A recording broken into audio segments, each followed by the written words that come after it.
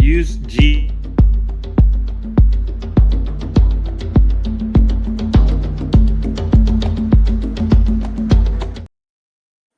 Hey, Mikey. Good Hey, to what see up? you. Hey, nothing's up. Another show begins. Hey, so we just had week 4. Um, going into week 5.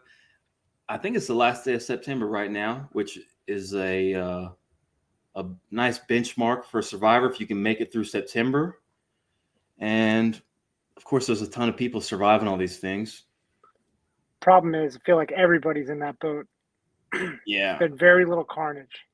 Yes, I think that things have been setting up for this week, though, that this week could be the one. Yeah, we'll Uh, get into it because I feel the exact same way.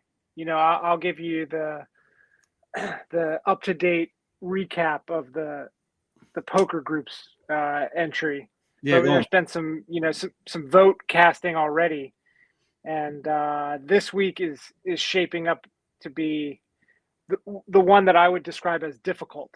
That's Mm. how I pitched it to the group. This is the Contentious. first one where it seems like there's no definitive hammerlock, where you're deciding between a guarantee free pass and a sneaky team to use that doesn't have future value. This week it's kind of like none of that is kind of jumping out to me. Yeah, I agree. This is a cool week, and it really matters what your entry is, right? Yeah, for You guys sure. did Texans this past weekend.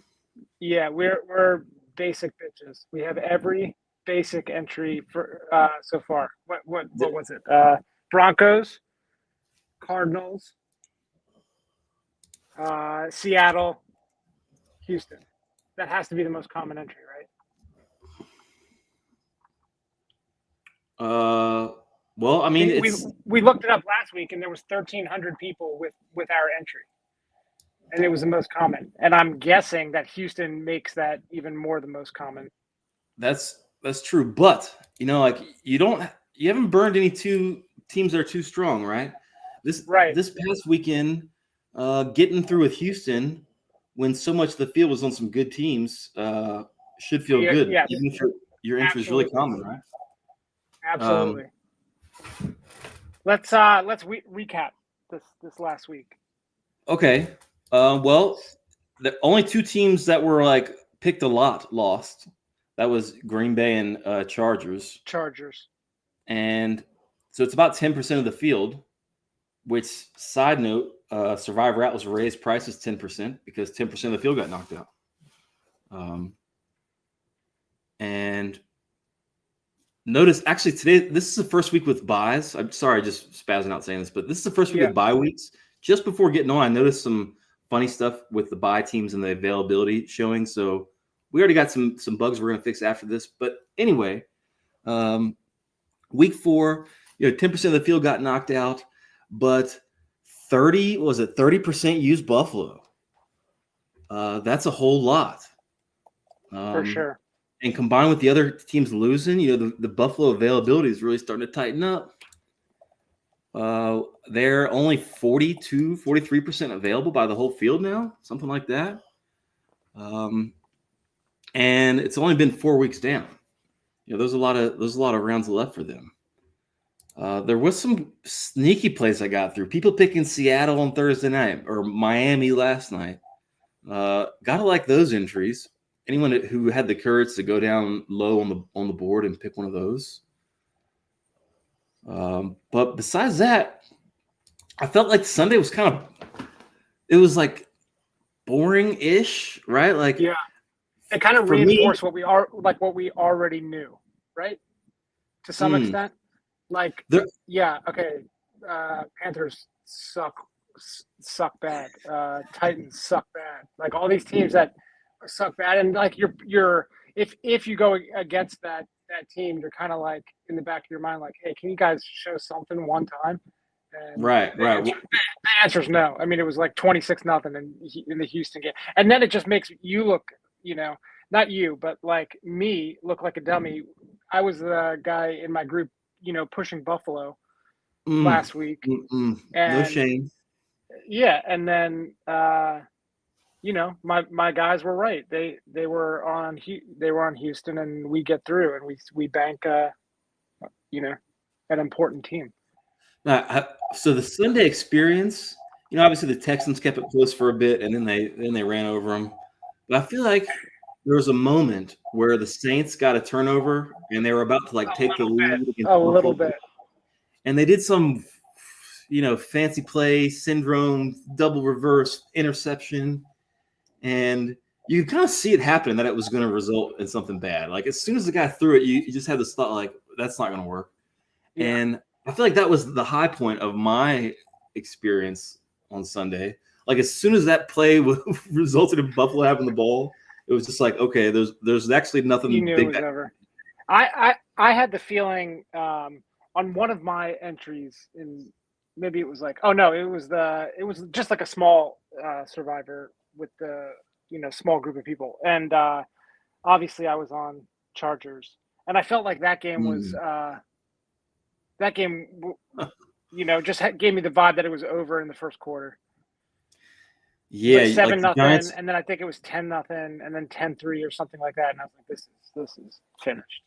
Man, that was a kind of a roller coaster experience for Survivor and for Giants fans. I felt like in the first half, Giants are like awesome now. Like this team is I know. like the dude was like it was like 3rd and something, and he ran for the first down, and I was like, oh, if he can do that, then this thing's they're back in business. This is like they're not a team that's gonna roll over anymore. Dude, I was already penciling them in to play the Saints this week on the Survivor entries. Like this is when you use Giants, right? But this morning, updating the website, getting all the lines updated and the power rankings. Don't think of taking Giants this week. Saints are a favorite if you didn't notice that. So that plan is out the window. Yeah. Oh, it's Mikey going. Okay, let's talk about this week since Mikey's not here to dwell on the past. Oh, there he is, Mikey. Yeah. I was just saying that since you weren't here to dwell on the past anymore, we were going to move on. But no, you're saying Giants are you were penciling them in, but now so is everybody. Well, no, but then the guy got hurt, and Neighbors got hurt. He's out. So yeah. Beast, and like the Saints, even though they lost to Buffalo, they actually were decent, like success wise. So their power rating went up a tad bit this week. So that may be kind of relevant. Is there any part of you that thinks that there's like tanking? I've seen some notions about Tennessee and Carolina. I mean, in general, the tanker is the GM, right? Or a coach at the last second doing something weird. But I kind of don't believe that. Or orders from the owner. Yeah, but I don't think the owner can tell the players to play bad, but the owner can tell the GM to dump the players. Or the coach to, you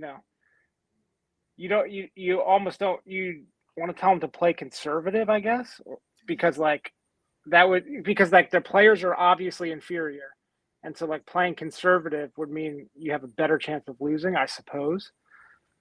Oh, because like variant stuff. Right. I don't know. I just, in general, I reject all that tanking. Yeah. Okay. That's fair. There was like that one dude that got kind of busted for it. The Dolphins guy, right? A number of years ago. Oh, right. The owner was trying to like pay him $100K per loss or something. Yeah. Yeah. So like it does exist. Yes. And hey, especially thinking about the NBA stuff lately. I don't know how much you follow that. Yeah. But the news about like, oh, the owner just sets up a fake landscape company and seems to pay player like. I mean, not that I'm some revolutionary, but I've thought that should go on all the time. And but especially more in like in college, like before NIL was a thing. So like you just you just get some local guy to I don't know, You could set it up so that they're like a real estate agent. Your quarterback is, and you give them a draw on their commission for like $250K or something. Dude, I think some people say that's why Alabama was so good for so long. Like they know how to take the parents, put the parents in the right jobs. Right, but right. I think there's something when you're just like super, super rich and powerful, and you think that the world just like bends to your will, that there must be some owners who are like, I'm going to get my coach to lose these last games because I want to draft Caleb Williams or whoever it is. But for thinking about Survivor, man, I just don't. Yeah. Okay. That's going too deep. And if you're trying to do conspiracy picks, then man, you're on another level. Yeah. Don't do that. Like, it's just dangerous game. There's way more practical, relevant stuff to think about, right? Commanders. C is 3. O is 19. MM. Add those together. Then they're playing the Giants. That's 5 plus. You can't be doing all that. Yeah, I thought you were about to lead us to the to some gold right there, Mikey. But you just blasted. No, I'm saying it's not good. So last week the Chargers losing, Green Bay losing. Rough couple weeks for Packers believers. They have one of the best power ratings of all the NFL teams as far as just like being successful and efficient and all that.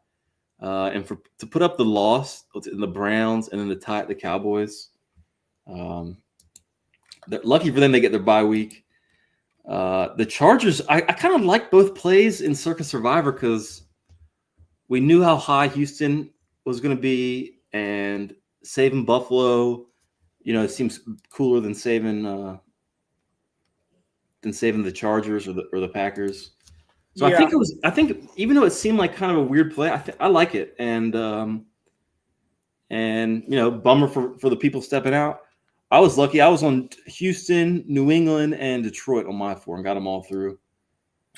Detroit, I keep pushing back against our group members that'll say anything about Detroit because they're the double team. Sorry, go they on. are the team. So like picking them is like the shotgun to the foot, not just like a pistol to the foot. Yes, and that's really important this week, Detroit stuff, right? So one thing, that Kansas City and Detroit and Dallas are the 3 teams that are both holidays. Right. Detroit is the one that's like a small favorite in both games. But you're right. And like, yes, could probably map it so that we can do Detroit earlier, but it's just like, it's nice to have it an open square. Yes. Because you really never know. Like, okay, so like Red or Commanders were fine last week with Marcus Mariota, and then this week they look like a duty pile. So like, you don't know if I don't even know the Packers backup. If Jordan Love goes down or something, or whoever they play on Thanksgiving or Christmas, if that person goes down, their main guy goes down, then or like Tua or whoever has like a crap backup. Yep. Then Lions go from like 2-point favorite to like 11.5-point favorite or something like that. Maybe not that big of a swing, but maybe like 8. No, hey, so we saw one of those this week with Baltimore. Exactly. Where Baltimore, went down and Houston went up since we were kind of projecting the line for this week. Is Baltimore a favorite now, or is Houston a favorite now? Am I crazy? I'm just looking at the Atlas. I know it's been updating all morning. I saw, a week ago we had Baltimore was going to be something like 9-point favorites because they were so good. Houston was so bad. Now Houston kind of put it together. Baltimore very hurt, and Houston is the slight favorite now, which is a change from just a few hours ago. So that's gone from like over 10 points of a swing. Just okay. So so that could be an indication as to why it's so important to hold Lions in your pocket. Yeah, the flexibility. That the flexibility on the holidays, like if you just box yourself in, you might be very sad to get stuck in the corner, right? Yeah, you can make all these plans, and like, I don't know. I think Lions seem like particularly vulnerable to their starting quarterback. Goff is, I don't know the backups, but like he seems probably head and shoulders above their backup. Whereas like, I don't know. I'm trying to think of another example. Basically, every Thanksgiving team is like a quarterback team. Is a quarterback-driven team. That's super important because they put them on the holiday. Yeah. Yeah, that's a fair point. Thinking of one of those teams, you got me last night. Mike and I took the Bengals. I was thinking, I saw some numbers where Jake Browning had just been kind of unlucky, and he had his head scrambled a little bit by Minnesota. So I took a shot on the Bengals, but it turns out they probably just suck with or without Burrow. Their offensive line just not being able to make anything happen. Their defense can't make anything happen. So they're the Thanksgiving spot I want right now. When Baltimore rinses them. But whatever. Also, obviously, Philly's looking strong. The Detroit thing matters a lot this week because Detroit is this week's #1 favorite. They're playing at Cincinnati. Yeah, this will be a weird one as to how many people are on that. And I saw it today. I was looking, and I think they have like 95% still available or something like that. I think it's 82% in Circa Survivor. Circa, okay. So that I think maybe I was looking at the numbers before they updated to reflect week 4. So if it's 82%, that would go against my theory that nobody knows what they're doing in these things, because otherwise I would have expected more usage. Over the last 4 weeks. Yeah, there hasn't really been a great week for them. And obviously they've been favorites, but there's been the other teams that have no future value that people were happy to pick, right? Houston. Exactly. And that's where I think this train comes to a stop this week. I don't know if you feel the same way, because there's no middling or, bottom third team that's playing a absolute shit team. Well, Arizona, that is the one, and the reason I didn't bring them up right now is because I burned them personally in week 1. So I wasn't talking about it, but yes, that's a fair point, and that is a good team if you haven't burned them already. Yeah. Hey, also just it calls back to the flexibility stuff, right? Like Arizona, the first 2 weeks seeming like no future value, but if you're mapping, you kind of see them playing Tennessee, and you're like, okay, maybe there's something. Maybe there. And now here we are. And most of the field has used Arizona, and they're minus 8.5 points. Yeah. And they don't really have future value. So if 46% have them available, we put out projections today saying like 35. I forget if we put out 35 or 36%, but we went kind of high, which is 35% when they're only 46% available is saying like, okay, everyone's going to do it. Yeah. 3 out of 4, at least 2 out of 3. I went back I have some kind of priors to compare it to where that's how we came up with that. Anyone welcome to dig through all the historical contests on Atlas. Those are all open to the public, so anyone can go digging through that. But there's a couple others. I think Colts was one that sort of jumps out to you. But then so as an example, like Colts jumped out to me, right? And then I look at it, and then it's like, I think it's week 8. You're like, oh crap, because you really want to save them for week 8 because they're like what, I don't know, like 12-point favorites or so, something high. And then there was another team that had the exact same thing. That's in like week 9. Rams. Yeah. Okay, so Rams I was looking at too, and it's like, okay, maybe I go for Rams this week. And then you look, and it's like, oh, Rams are like 21-point favorites in like week 9 or something. You're like, ah.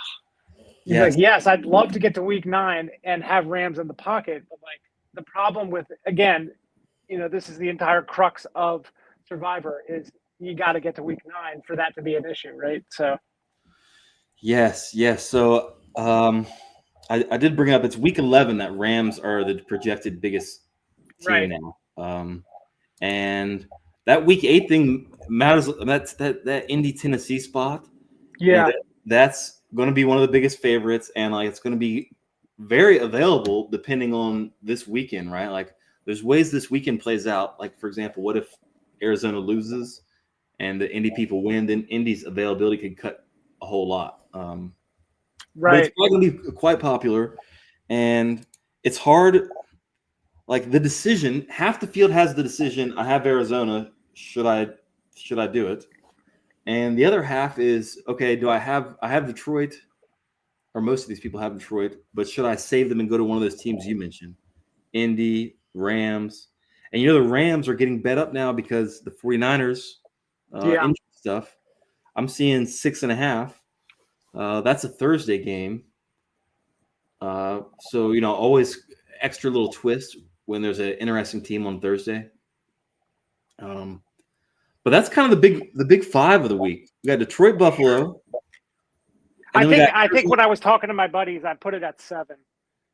I think I dipped down into the 4.5 point favorites, and had them as possibilities, just because this week feels a little shaky to me. Ooh, you were in the group chat trying to get on Minnesota and yep, and Eagles.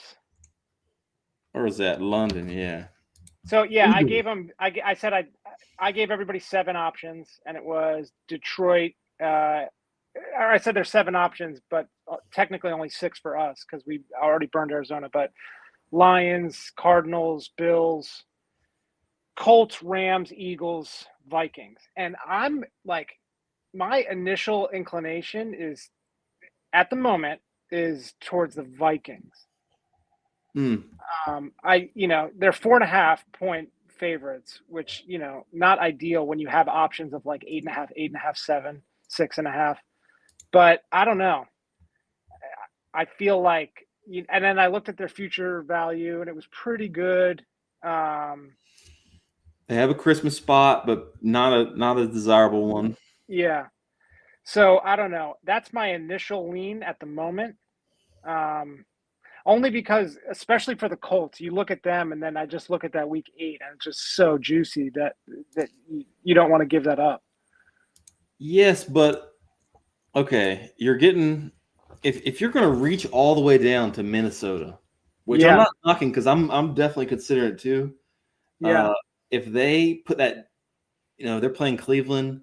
If Cleveland goes with a quarterback besides Flacco, that seems really good. Because Flacco, he's not like lighting things up, but he has a calming presence to him that makes me feel like he's holding the entire offense together, even though it doesn't do much. He had I view him in a similar light to how Russell Wilson. I was viewing Russell Wilson earlier in the year, where like this person is longtime quarterback in the league, clearly can do something. Like they've demonstrated they can play the position. It's not like Jamarcus Russell or something like that, So yeah. So, but I don't know. But eventually that candle's burned out, and I feel like Flacco like came into the league when I was in like high school, right? He's got to be like 53 now or something. Yeah, there was it like a 3rd down or something? It was like 3rd and 2, and he definitely could have just got it. Yeah, taking a hit. And on about the 1.5 yards to go to it, he just was like, "No, I'm sliding. Like, yeah. I ain't here to get hit like this." And even if they put in their backup dudes they drafted, those guys might take a hit, but I feel like they're like just ball smarts and arm like accuracy are going to get him in trouble against crazy Minnesota defense, my favorite Survivor defense. Yeah. So I don't know. I feel like the line is again, I'm the dummy that says that the line is not too sharp quite yet, but knowing full well that it's one of the sharpest lines on the planet. Yeah, man. So, the Cleveland defense, like they just have some spooky stuff, man, that could ruin your day, right? Yeah. So if you're let's talk about some of this trade-offs you're thinking about. So you don't want to use Indy. Yeah, that's the one that is the most like useful this week to me, but it represents like the real trade-off, like the most difficult trade-off, I think. Okay, aside from the holiday team. Just looking at it quick, I see Indy -6.5 at 72% to win. Minnesota -3.5, 64% to win. So you're giving up 3 points and about 8% win percentage right now. Yeah. To get you on week 8, where they're -10.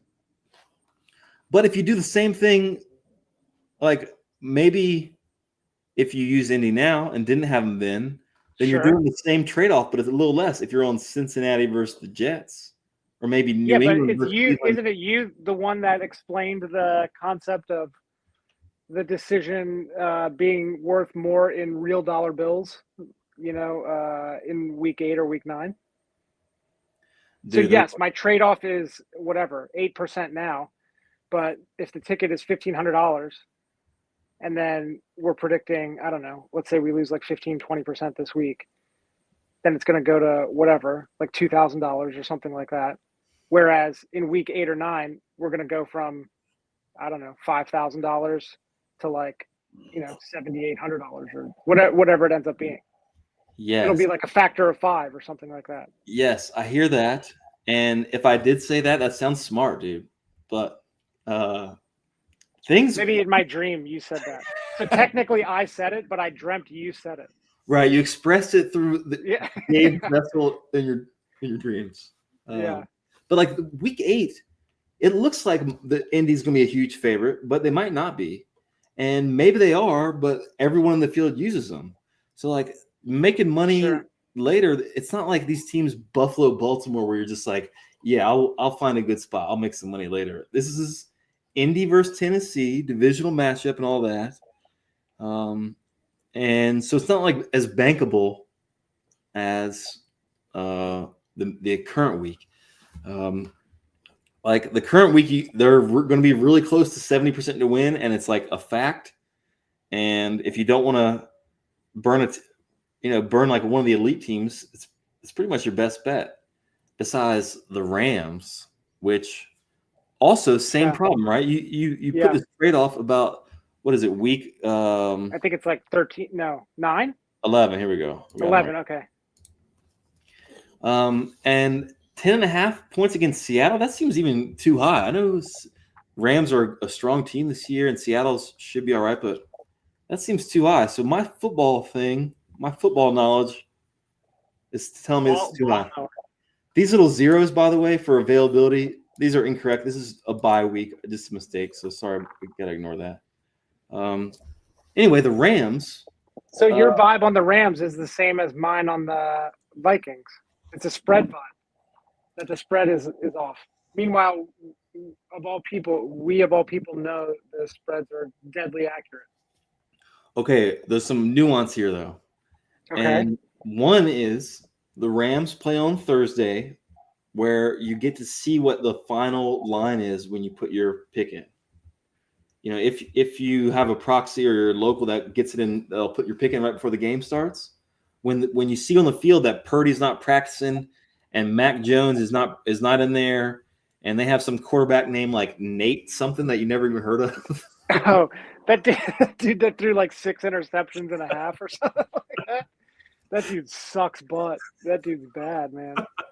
Anyway, I don't know the third. It might be it's not like I think it is. It's like Peterfield or something.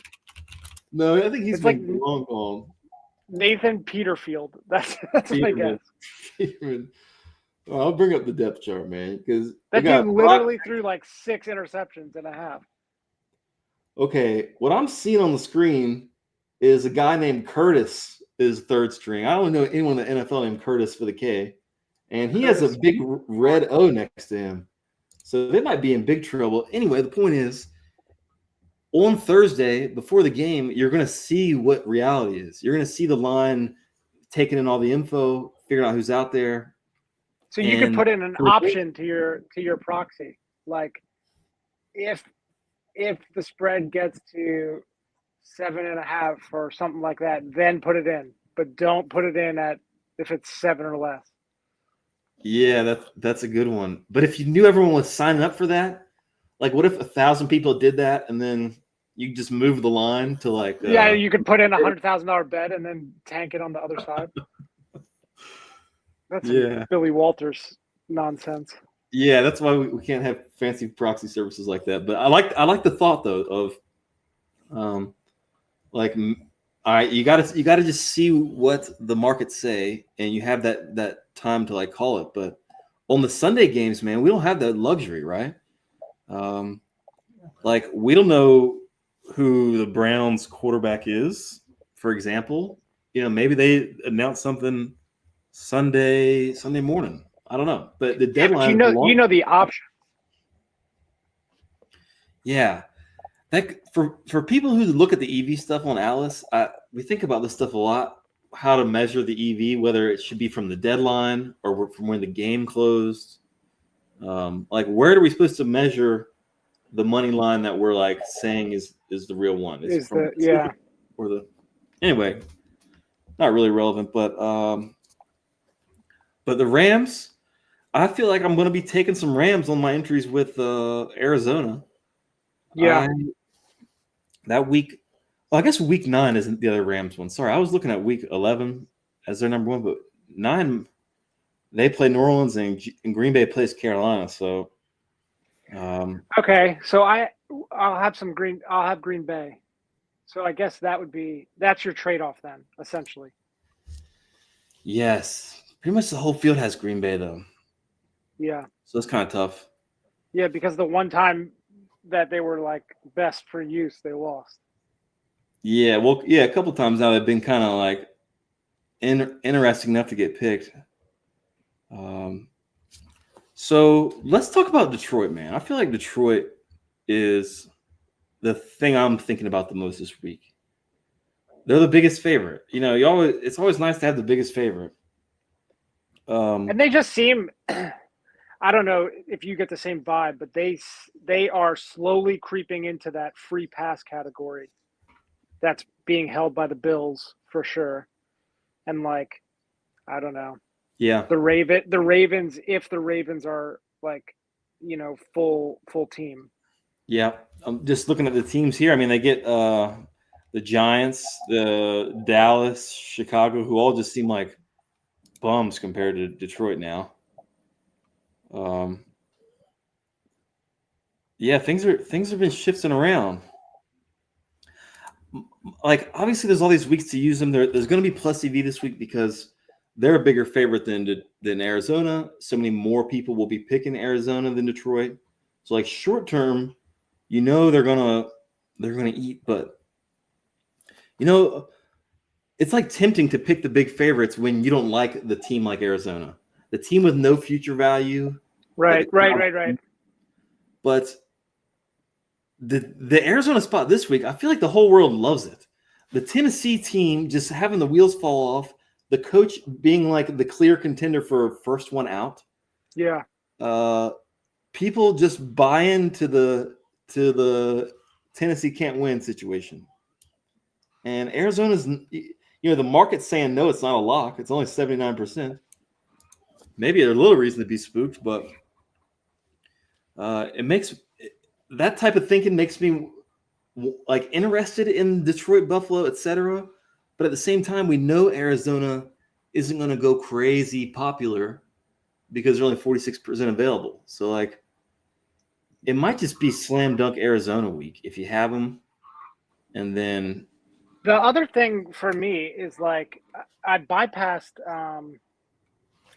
Buffalo like sort of quickly because I was like, if I didn't take Buffalo last week, is this the week that I'm taking them? And like in my mind, it was like, no, just move on. And then, but you know, I don't necessarily see why. Like, they're clearly a viable option. I think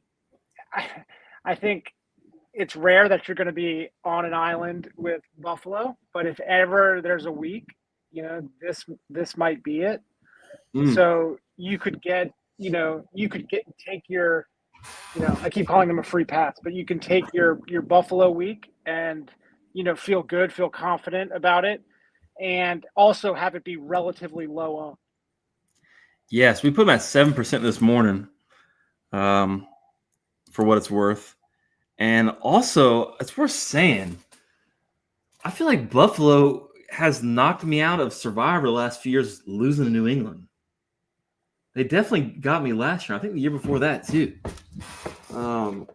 And I know that doesn't matter, but in my head it matters, right? And I'm wondering how many other people in the field are like, oh, shoot, Drake May coming to Buffalo. Drake's been playing good.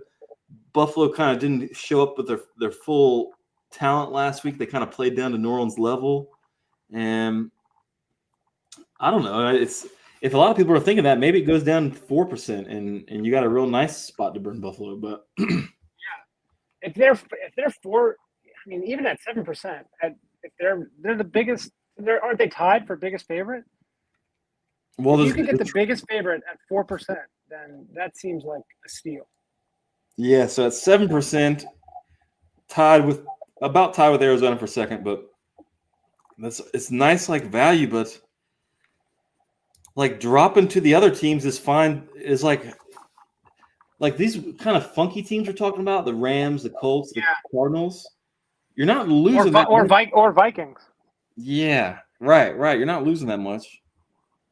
Obviously, if Baltimore is an underdog, no one's picking them here, so I can delete that. But that'd be a wild pick. I mean, we see it every week, right? I mean, Ravens. 25 people or teams picked again last week, which is remarkable. You know, I like checking back in on some of these entries that pick funky teams, and one of the trying to figure out what they're all about. Yeah, I mean, I should have saved it and wrote it down, but one of the entries that like used an underdog last week also has burned like the 3 biggest favorites of the year. Bizarre. So who is that person? It's almost like an orangutan that's throwing a dart or something like that. Yes, like he's an octopus in the tank picking the soccer balls or whatever. Yeah. Let me see if I can find it, or just like a schizophrenic or somebody that has no ability to link like events that occur in a series of time. Everything is just completely helter-skelter, chaotic, no rhyme or reason, just like I mean, some people say there might be some mispicks or misclicks. I mean, misclicks happen, and the software, you only get one screen to confirm it, and I could see that happening. But here's the entry I'm talking about, by the way. It's not as bad as I thought, but they picked Carolina last week, and for this week they don't have Arizona, they don't have Detroit or Buffalo, but that other spot they burned Carolina. I gotta find my charger. It's all right. Pull up mine for anyone watching. My entries. I got some funky entries. I don't have I haven't burned Buffalo anywhere yet. Indy, though, man, for a few weeks there, it seemed like using Arizona and Indy was so smart, and now they're like good teams. But I guess like most of the field's dealing with that problem. I think just if I had to, gun to my head right this second, looking at these entries, I'll go Arizona on the one with Arizona, LA on the two without, or LA on one of these, Arizona on one of these, and then Arizona. Yeah, I don't like that you're not giving my Vikings pick enough enough love. It's making me discount my pick here. I'll tell you what's really going on. I don't want to say this, but I'll say it. For just 2 weeks, I've watched with complete focus the Browns games. It was the number one game to me that I needed them to lose 2 weeks in a row. And I'm not ball knowledge Gabe or anything, but I'm just saying that defense is scary, man. It's like fighting chance team. They just can do things, and Detroit is good enough to put up points, but like watching them just snuff Green Bay, like I'm scared of them, dude. And Minnesota, they have put up some bad tape this year. They got some good tape, but they got some bad tape too. I don't disagree. I don't disagree with that. And I feel like it was cool a month ago to like the Minnesota coach, O'Connell, the head coach. Yeah. But now his stock's dropping, man. He's not as cool as he used to be. Maybe he's a charlatan, dude. We're gonna find out. I think I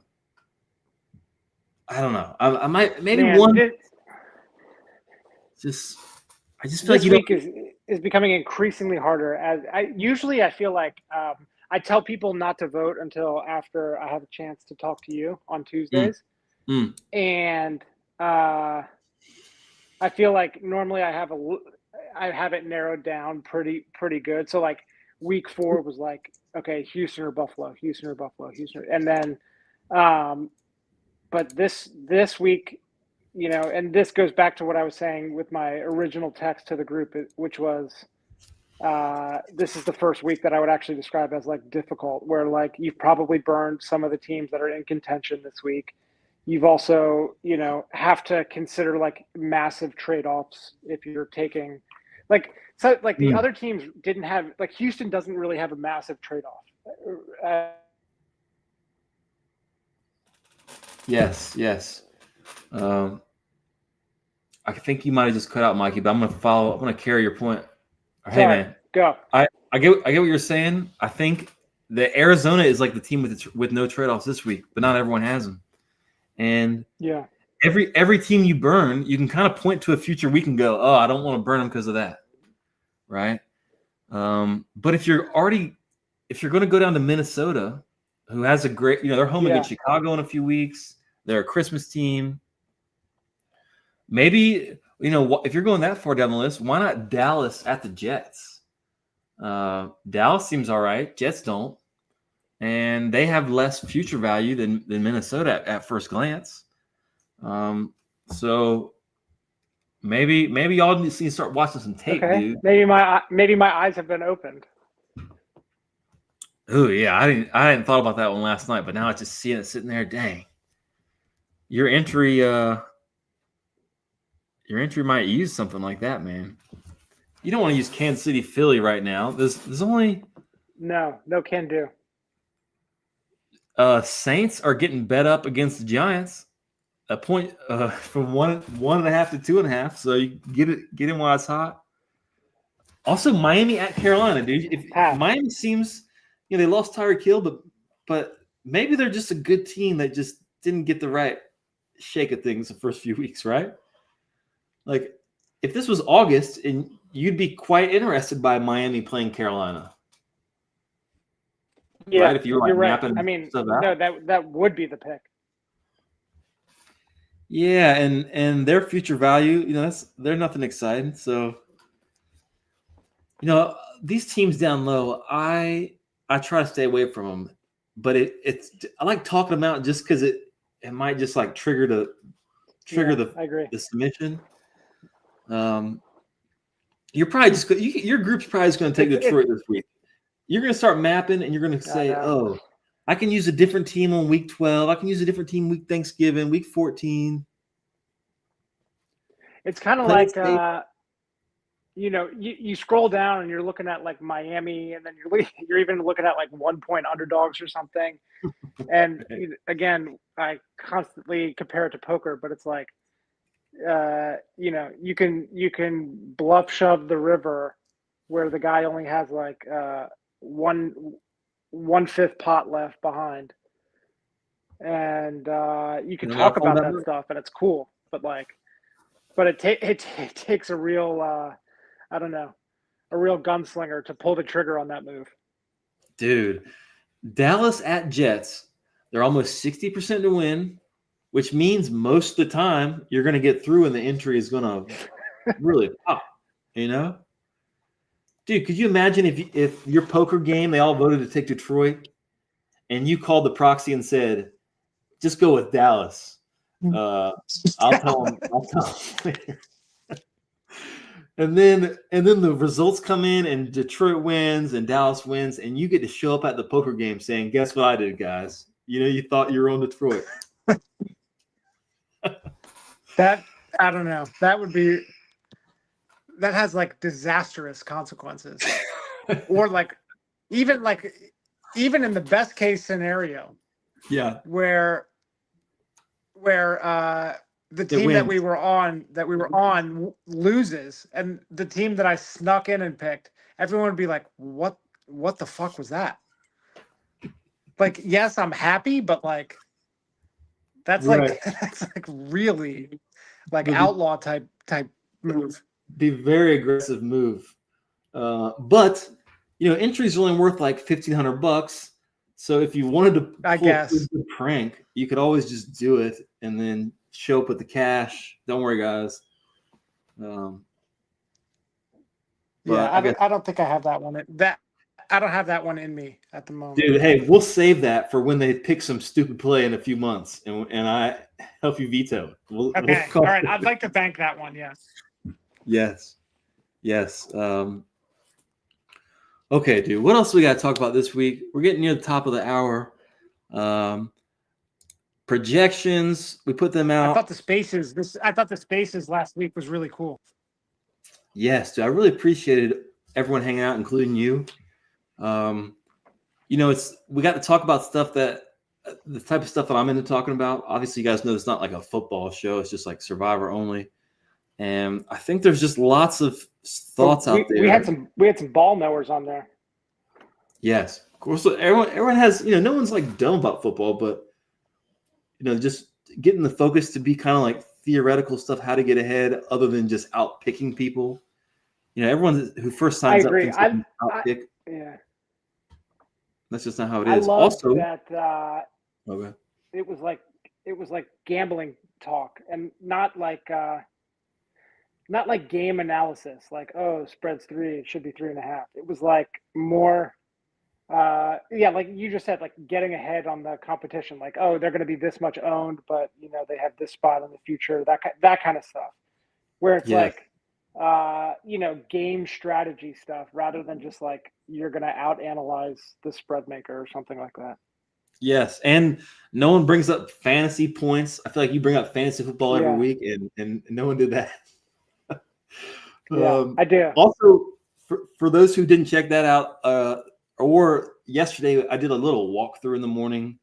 It was meant to just show off Atlas stuff, what I think about Atlas, how I kind of use it to get the week started. But all the lines I was looking at are way out of date already.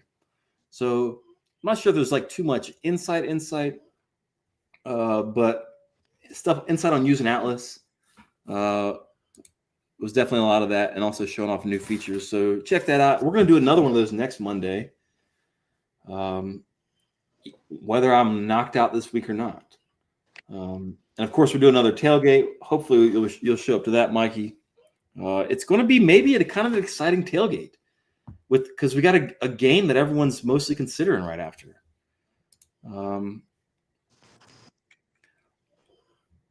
What is it? 90% of the field have Rams, and everyone likes the idea of getting through on Thursday, of especially against a beat up 49ers team, right? So I know it's a sad we can't get we can't have too much of that discussion before the proxy deadline, and I think there's just kind of nothing we can do about it. You got to be thinking about where your Rams exposure is now. Yeah. But man, their future value is looking nice all of a sudden. They're a strong team. Minnesota, future value not so nice, right below them. I'll be staring at that, Mikey, until tailgate, dude. My graph of my interest in the Vikings, I came in high. About halfway through this, I was dipping a little bit, and now I'm ramping back up. Okay, well, let me throw some water on that. Some water on this, yeah. That game is going to be crazy early on Sunday, man. I know your farming hours, dude. It's going to cut directly in. You're not going to be able to be. I will have been up for. Yeah. You'll already be up for hours, you said? Okay. Yeah. Well, I know around in Vegas, watching the game at 6:30, it's just like I'm gonna do it, but it's just a little rougher. But I guess you're fine. Okay, man. Well, I guess that's a good time to call it. I'm gonna get with the people, start fixing up the Atlas bugs we found today. Also, I forgot to mention how we raised prices 10%. Expect that to keep happening as people get eliminated. So by the end of the year, there's going to be no new people. It's just us, right? Just the people who've already locked in. Yourself in right now. Yes. So hopefully, we get some more things tuned up this week. We run it back on Thursday. This is a big decision week. I know personally as a player, I'm going to be staring at this map. I'm going to be staring at this EV calculator. I'm going to be going through the filters to find what kind of people are going to be on what type of things, to how to get ahead. And one more thing is we got our splash contest updated today. We haven't had them updated this early in the week yet, so I'm happy about that. Hopefully every Tuesday it gets updated. Hopefully we can get it to Sunday so it updates the same as the locks for all the games. But just give us some time on that. We're getting close, right? And besides that, thanks for hanging out. See you Thursday. Yep, I'll be there. Later, brother.